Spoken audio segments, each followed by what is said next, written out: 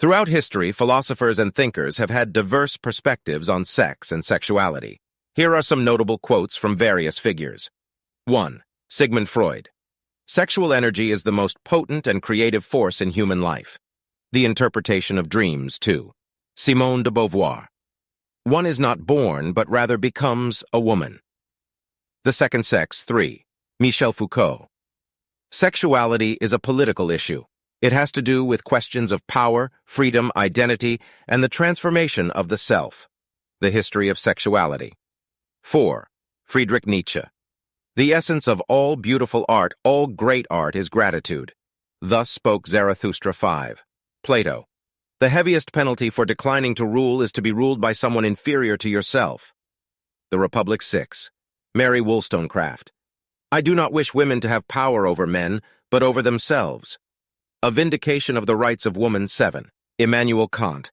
Act in such a way that you treat humanity, whether in your own person or in the person of any other, always at the same time as an end and never merely as a means to an end.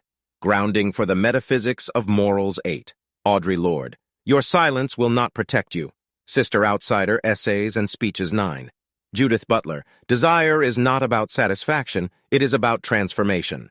Bodies That Matter, On the Discursive Limits of Sex. 10. John Stuart Mill.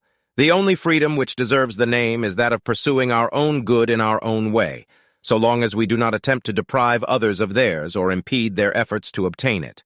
On Liberty. 11. Jean-Paul Sartre. If you're lonely when you're alone, you're in bad company. Being and Nothingness. 12. Bell Hooks. The function of freedom is to free someone else. Feminism is for everybody. Passionate Politics. 13. Voltaire.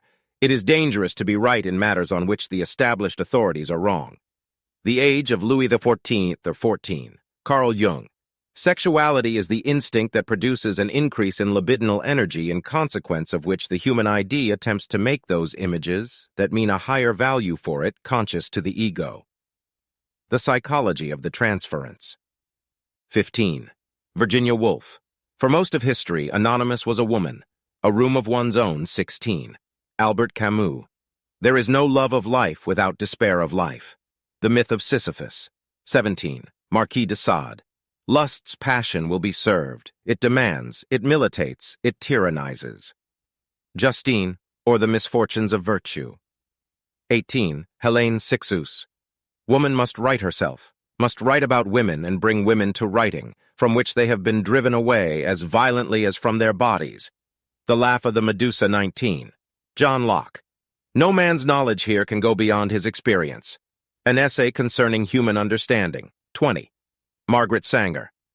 No woman can call herself free who does not own and control her own body. Woman and the New Race. 21. Arthur Schopenhauer. Desire is the essence of a man. The World as Will and Representation. 22. Betty Friedan. Aging is not lost youth, but a new stage of opportunity and strength. The Fountain of Age. 23. Arthur Miller. A child's spirit is like a child. You can never catch it by running after it. You must stand still, and for love, it will soon itself come back. The Crucible. 24. Luce Irigaray. I enter into discourse in order to recover the freedom that speech always promises. An Ethics of Sexual Difference. 25. Jean-Jacques Rousseau. Man is born free, and everywhere he is in chains.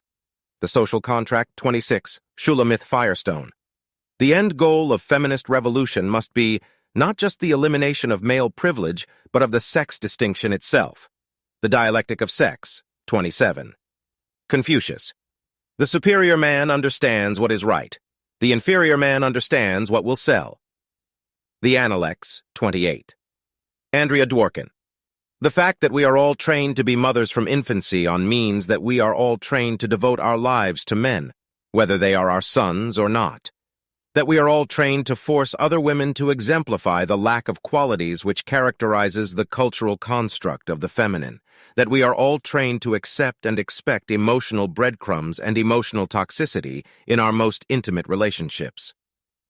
Intercourse. 29. Aristotle. Love is composed of a single soul inhabiting two bodies. Metaphysics. 30. Friedrich Engels. The first-class opposition that appears in history coincides with the development of the antagonism between man and woman in monogamous marriage, and the first-class oppression coincides with that of the female sex by the male. The origin of the family, private property, and the state. These quotes continue to highlight the wide range of thoughts and perspectives on sex and sexuality, exploring themes of freedom, power, love, gender roles, and societal norms. Each quote reflects the unique insights and philosophies of its respective author,